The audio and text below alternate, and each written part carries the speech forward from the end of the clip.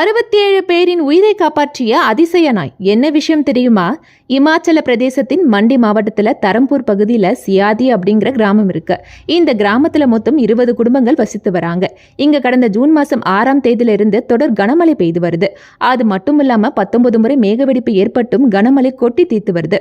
இதனால 15க்கும் மேற்பட்ட இடங்கள்ல நிலச்சரிவு ஏற்பட்டிருக்கு. இப்படிப்பட்ட இக்கட்டான நிலையில நள்ளிரவு நேரத்துல ஒரு நாய் தொடர்ந்து குறிச்சுக்கிட்டே இருந்திருக்கு.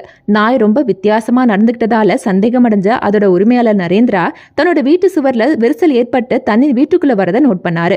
உடனடியா அவர் கிராமத்துல இருக்கிற எல்லோரையும் எச்சரிக்கை செய்த நிலையில அவங்க எல்லோரும் பத்திரமான இடத்துக்கு தப்பிச்சு போயிருக்காங்க.